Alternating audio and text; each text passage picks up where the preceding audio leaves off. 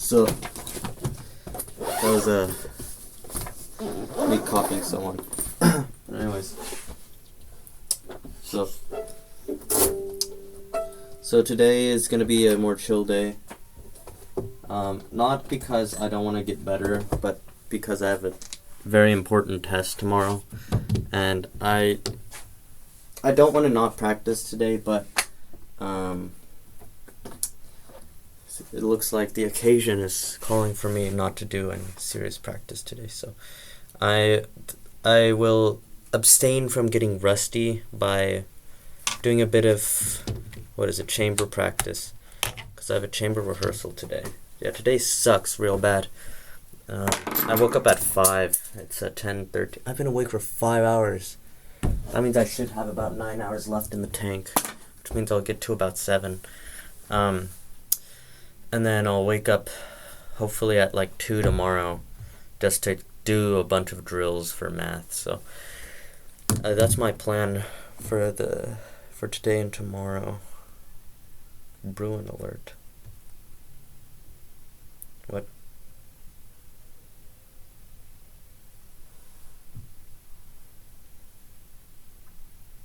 Oh. So it says that basically there are protests going on which are disturbing class activities, which is totally fair, because the frickin' communists are always like yelling. It probably wasn't the communists, but the communists are always just like on campus yelling at people. Just super annoying. Doesn't matter if you agree with communism or not. That's freaking annoying. Like, shut up. There are better ways to protest than getting people to hate you. I will not disclose any of my personal beliefs. Though I'm not a fan of communism. That is not what leads me to say that protesting like that is stupid. I am a fan of like minimizing consumerism,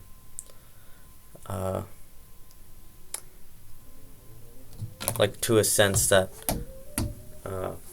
it's better for the environment and stuff, though I don't really know what I'm talking about. But the way these people go about it is like, oh, to help the movement, let's just block all the roads. And it's like, dude, you're gonna make everyone hate you and hate your cause, because you're literally protesting the people. And the people want what's convenient, even if it's bad. And I'm one of those people. And even if I agree with some of the stuff you're saying,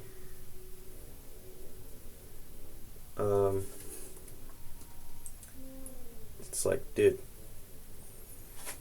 you're wreaking havoc on a lot of people's lives and doing exactly what you like. People say there's no such thing as bad publicity, which is I don't agree,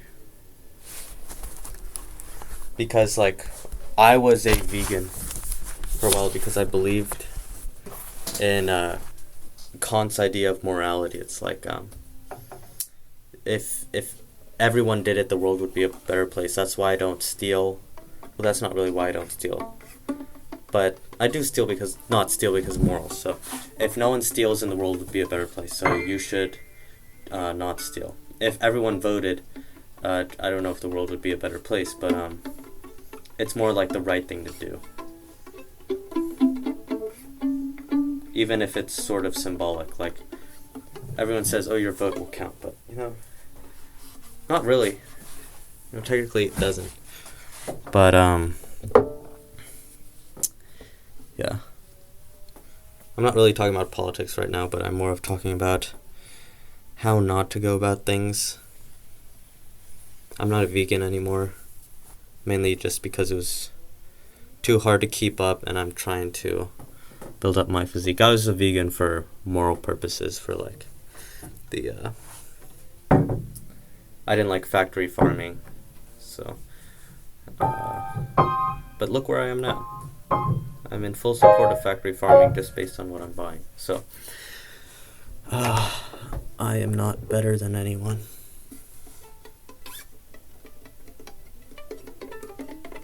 Well, anyways, with that said, I don't know why I'm saying this. This is a practice video. If you support something, don't be a jerk about it, and don't be pretentious. Don't be. This isn't advice to This is not advice to myself because I don't do this in the first place. I'm not overly pretentious unless I think it's funny.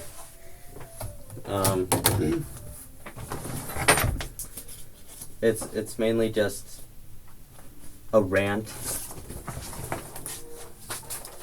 Cause like, some of the stuff, the cliche, the path to hell is paved with good intentions. Like, the intentions are good, but what are you doing? You're just disrupting class, stopping people's education, and yelling about stuff that you don't even know. And then, repeating the same, 3 lines. It's like, dude, there's probably a better way to do this than to just, screw over everyone else. And it's also, finals or midterm week, so it's, not a good time. So, yeah. It's just a word of advice to no one who's listening to this, to the 0 people who are listening to this. Not really even about a cause or anything. Just don't be a jerk in the first place, and then fewer people will dislike you. And then maybe you'll gain more following.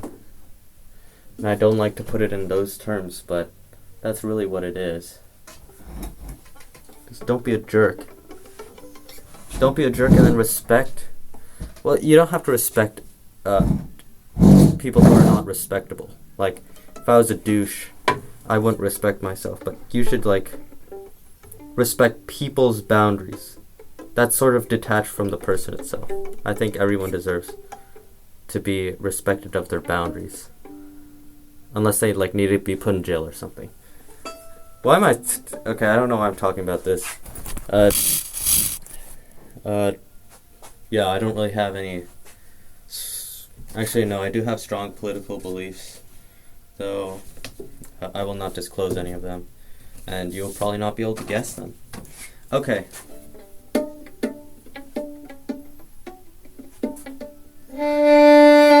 Though I'm totally willing, though I probably won't, because I'm fairly stubborn as well, to accept that I am incorrect, because I have been incorrect multiple times. So, I also won't vote because I don't know what I'm doing.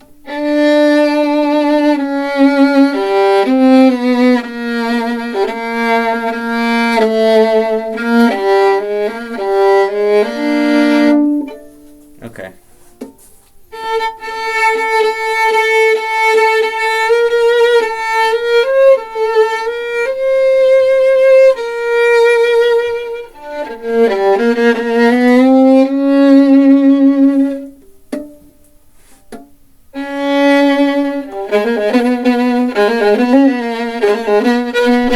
Okay, so that kind of sucks.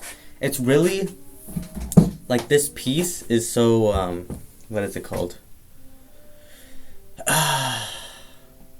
Iconic. And I want to try to emulate the wind instruments, but my technique, I know it's possible to emulate how I want it to sound, but my technique is just not cutting it, so maybe I have to practice slower.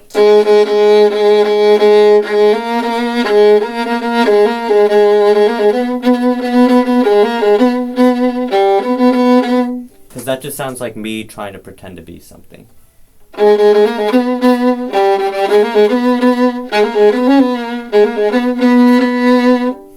And that's just me phrasing really bad, so.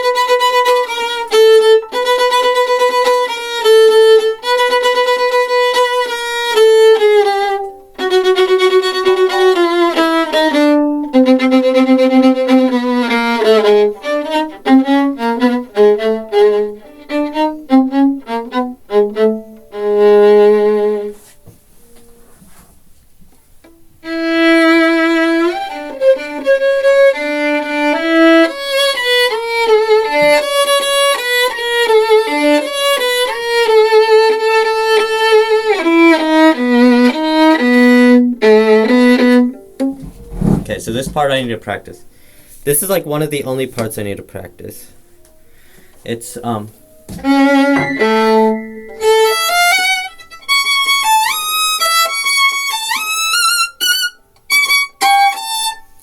actual, like, to actually play this correctly, you have to. But, you know, that really doesn't add anything, so I'm just gonna play it easier. Or, I'm just gonna ignore the G on the bottom. I'll just say. Because if I do that, you're not really missing anything. Though the G, let's see. That is a tritone.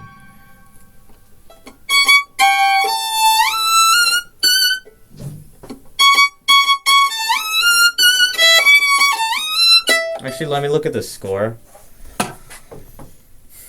I'm pretty certain that it doesn't really matter. Because it's also so fast that you can feel the motion regardless of the tritone. Or you can feel the tension regardless of the tritone. So I might need to cut it out just because it makes it several times more difficult. And, you know, if I take that out, I have more time to practice other stuff. The entire piece will sound better. That's at least my my excuse. So let's see.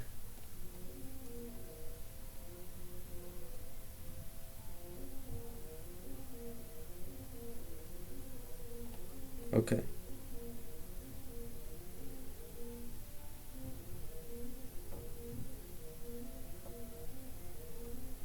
Yeah, dude.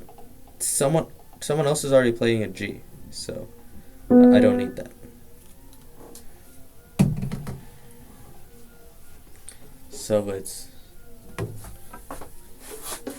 Let me play with the metronome just to make sure, because this part is very essential.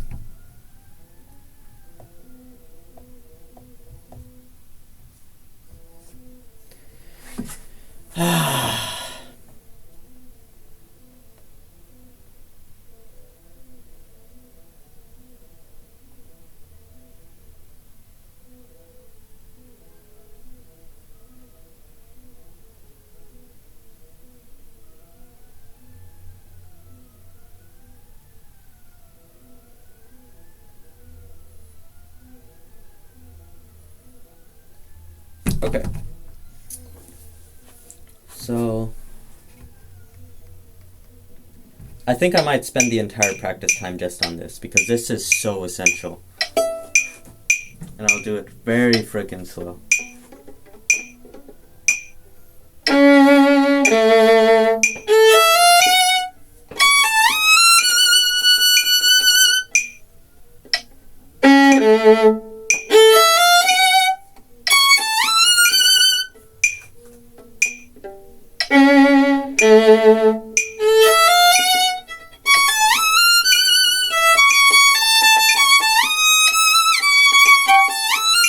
Yeah, that's actually a lot easier, even though this doesn't really do anything. But I don't know, it gets in my head, so. And it doesn't really add anything in my opinion, so I'm gonna have to be a bad musician. I'm sorry, but it's gotta go.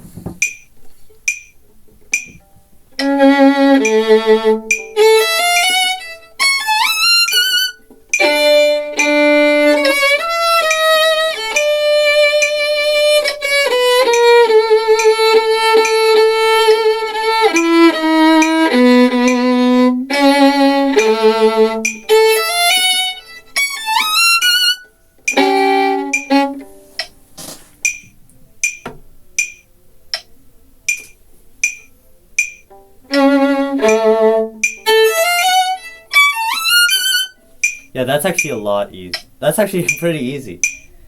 I'm not saying I'm playing it well or anything, but wait, this is a banger.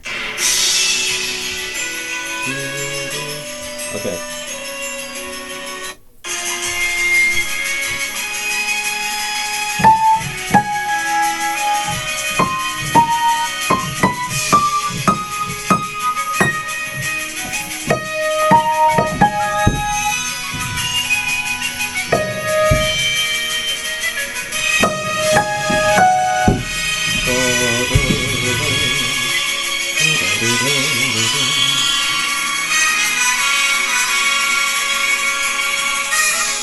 Okay.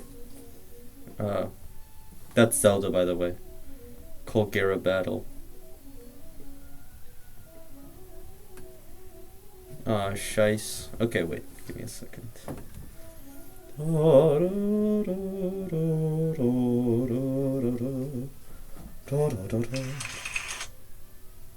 This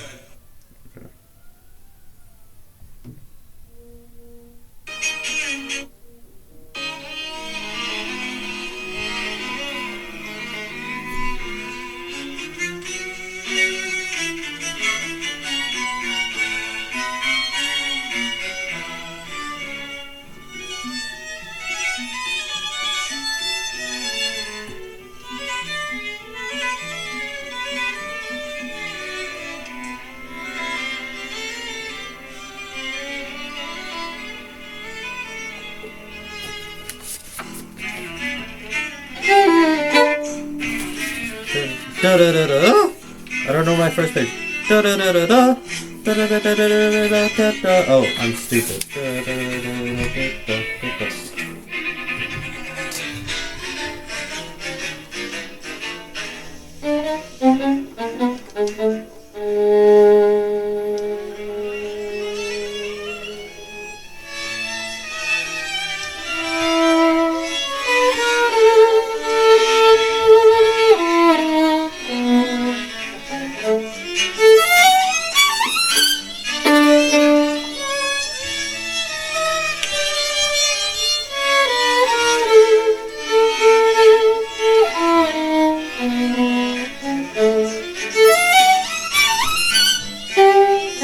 Yeah, this is actually 100% doable.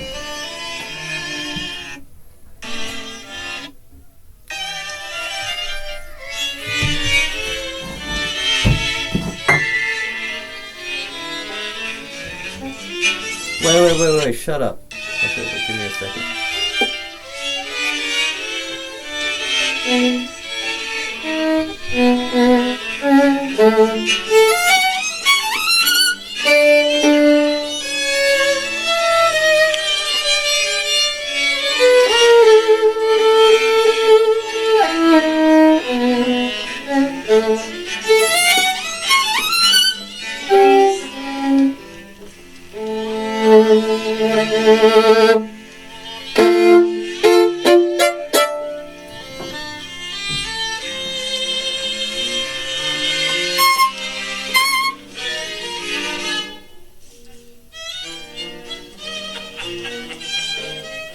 Bro, this audience, they're laughing at like nothing. Okay, no.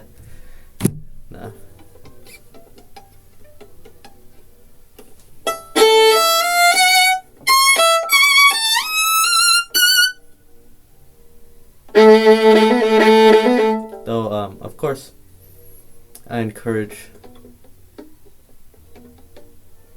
laughter, because I myself aim to entertain the audience. As a musician, the main goal, in my opinion, should be to produce the best works that you can, in your opinion. You have an idea and you want to try to get as close to the idea as you want, and to also like please the audience. There has to be a balance. So there's the art, which perhaps you can get a very good piece in your opinion, which the audience hates.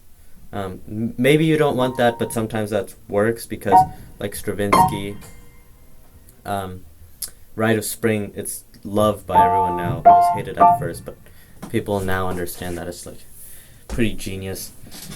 Other stuff like John Cage, I really hate John Cage. A bunch of crap, in my opinion.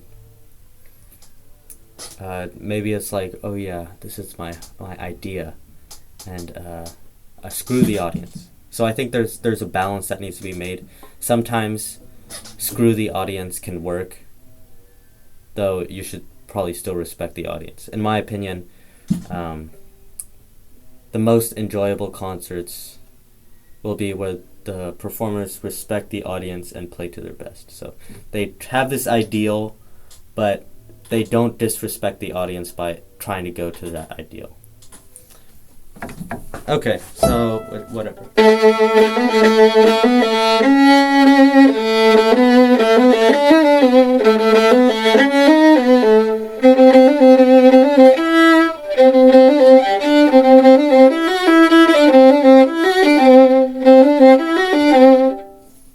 Okay, so this part I need to practice.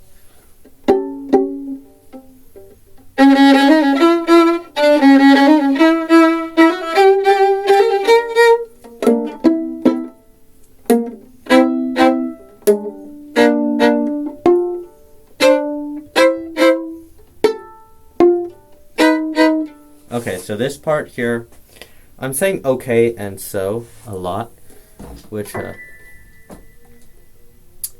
took a test and it asked me if I repeat stuff a lot, and I said no. But now that I think about it, maybe I do.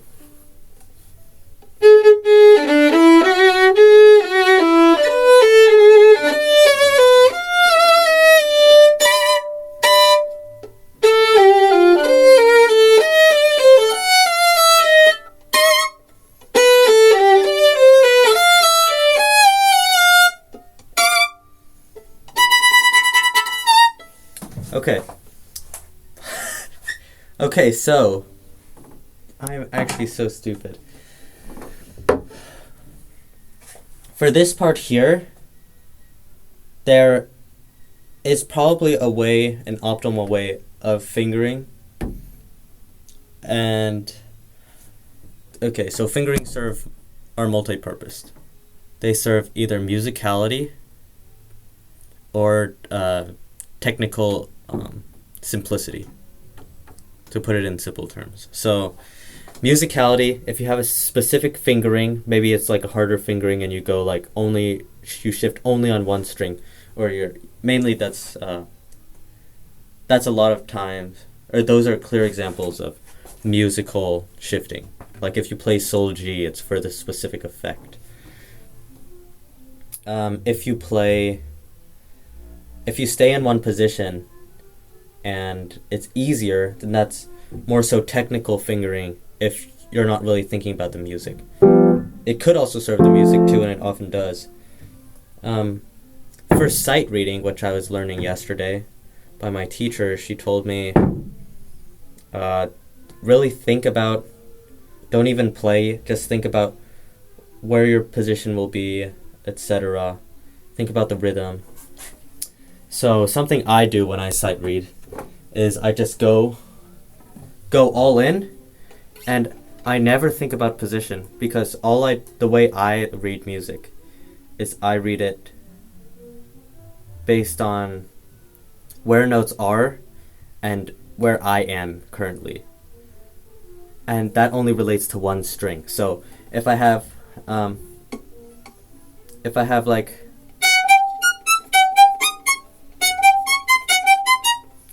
I would do,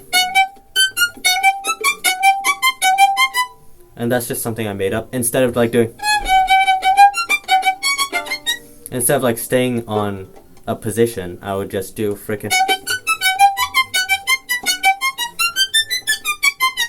instead of just, because I could achieve the same thing by working a lot less, working smarter. But I'm just not that intelligent, so that's more of a skill issue. Let's see. So anyways, rant over. This is let's see.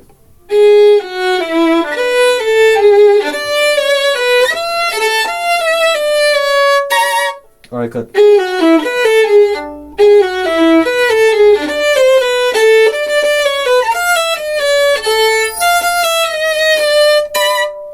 I do like first position better.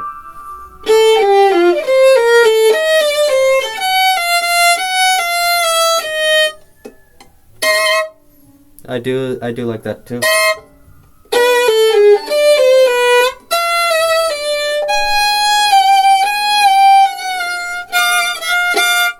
I could make that work.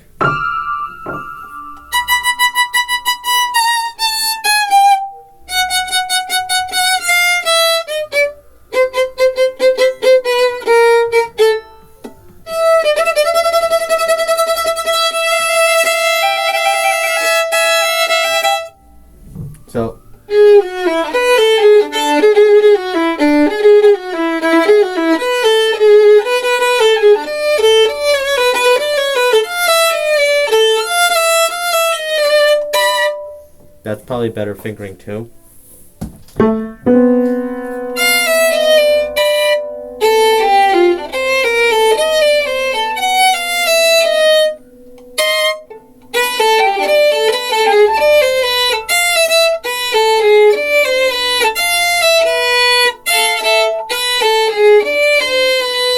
No, that's...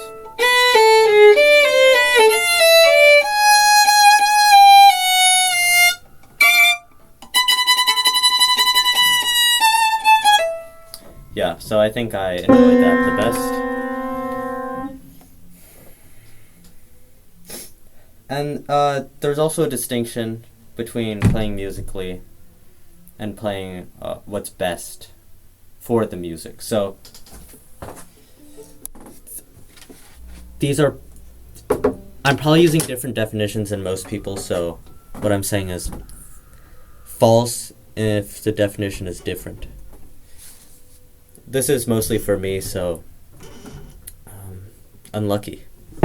So playing musically could be playing like making the best sound towards the idea you have, like making things special, phrasing correctly, phrasing how you want the music to sound. But when you're in a group, if you play like that, you could be playing too soloistically or too different than the rest of your group by your idea. So your idea would clash with the group's idea. Now maybe if everyone agrees on your idea, it could work. Or maybe it could not work as well, because if everyone agrees on your idea and then you add the instruments in, maybe it doesn't work. So really what I have to preface this by saying I have no idea what I'm talking about. But with that being said, my intuition is that I should not put a lot of extravagancies in the piece before rehearsing. And that's probably not true with concertos and maybe sonatas. I would go all out and then like discuss with your single person who you're working with, the pianist, how you want specific things done. That's probably even better. But with the chamber group, you have so many different ideas. And I'm the second violin. So it's like...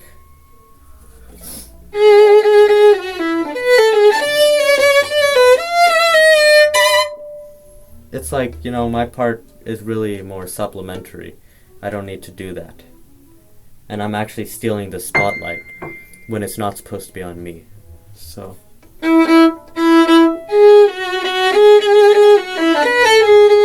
But that doesn't give me an excuse to play like really, really crappy. Right, so. But I also can't play this. I have to practice this. So let's get a metronome.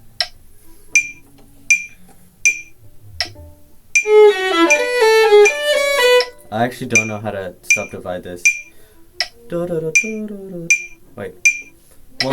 2, 3. 1, 2, 3, 4, 1, 2, 3, 4, 1, 2, 3, 4, 1, 2, 3.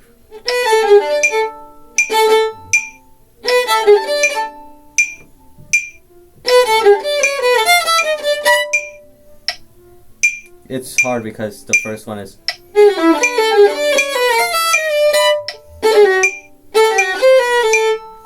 Yeah, that's kind of, the rhythm really screws me up. I'm really bad with rhythm, so...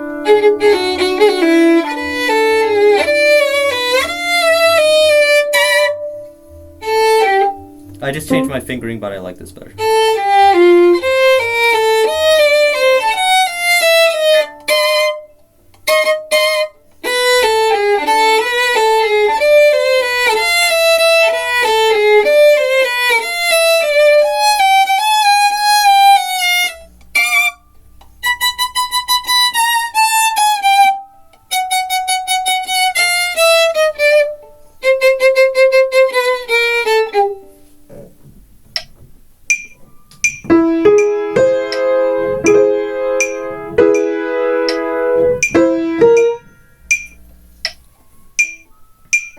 No!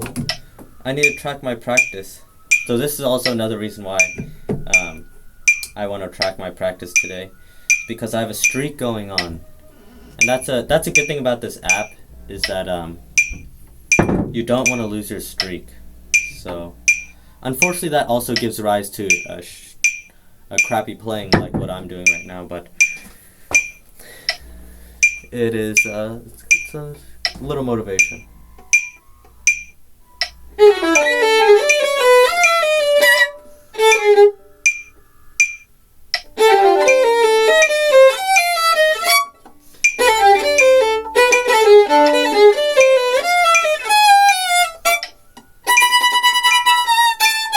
Okay, that's good enough. Now, that out of the way, let's do some improv. So, I'm really bad at piano. I took like a month, maybe 2 months worth of lessons. And like in the beginning, the first piece I learned, this was before lessons. We had a piano at my house, and I learned by looking at my mom's fingers. I don't remember how it goes.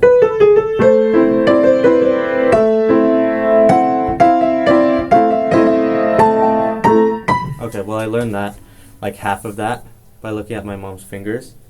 And then I would just like screw around. I never really practiced the piano. And then I was like, oh, I should learn the piano because I do like the piano, and I think I actually have a fairly good knack for piano, given that, I don't really have any experience. So I got lessons for 2 months, and I learned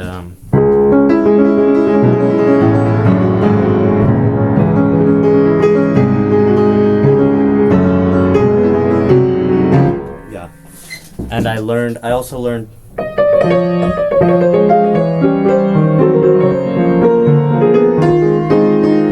and I learned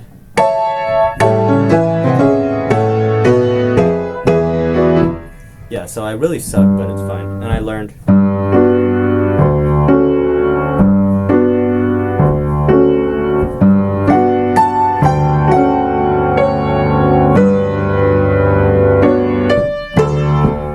and I learned oh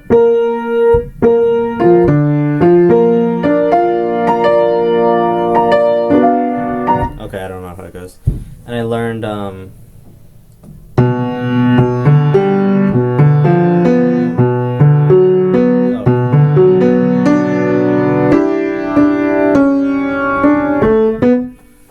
so most of these pieces I didn't finish. I finished this one.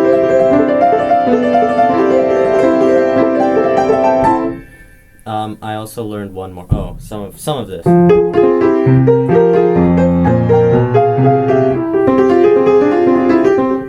So that's what I learned in about 2 months. The main focus, the first 2 weeks were like very easy pieces. And then the second week, or no, after almost a month, I started learning. And then after that, I did Beethoven. And during some of that time, I also was doing the Chopin.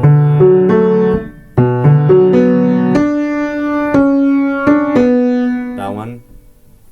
And then after I learned all of that, I went to, I think that's Schumann. And then I also learned a bit of Schubert and Mozart. I actually learned a lot now that I think about it in only like 2 months. And that's not a, what is it? It's not a bragging or flexing about my ability. It's more about the ability of my teacher. So, props to her. Even though I still kind of suck, but I didn't have that much time. But now, with those 2 lessons, or 2 months of lessons, probably like 8 lessons. With those 8 lessons, now I can play decently, and then once I got here, I started to try to learn.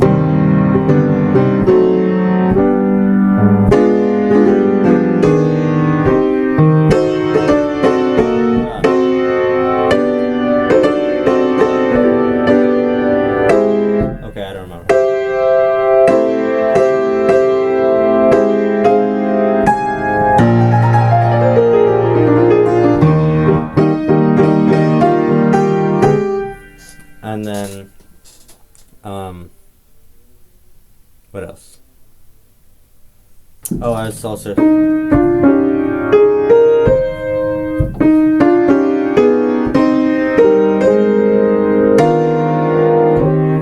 Yeah, that one. Chopin. But before that, I was playing. Like, before my lessons, I would just look at books and just slowly, like, just do, like.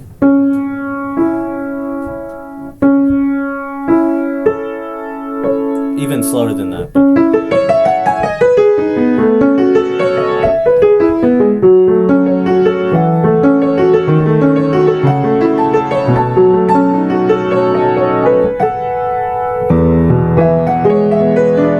So, what this really shows me is that I have the ability to learn a lot on my own, and then a teacher, I can learn like till here, and then a teacher will just diverge that path and make me explode in terms of potential. So right now I'm stagnating again, and I'm just been thinking about theory. Like, I don't think about theory a lot, but I've been improvising a lot. This, after all, is a composition channel. I'm not... All the compositions I wrote previously, I had no music theory. I didn't really have any music theory knowledge. I didn't know 151 or whatever. I didn't know the chord progressions. I just heard stuff in my head. The competition, I experimented.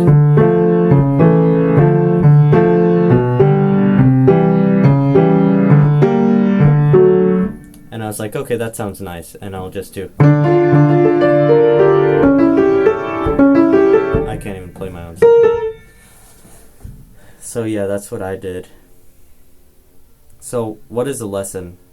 The lesson is really for myself. It's try new stuff. Try new stuff and just keep at it if you like it, and maybe you can see how far you can go with it. But of course, don't be naive and try freaking like stupid stuff and be surprised when you fail and nothing comes out of it. If it's for leisure and it's not dangerous, then it's probably fine to try by yourself. So, also getting a teacher helps a lot. So, my 2 months of teaching helped me a lot, and now I can sort of improvise, very poorly, by the way. So I have like 3 minutes to improv, so I'll do C major.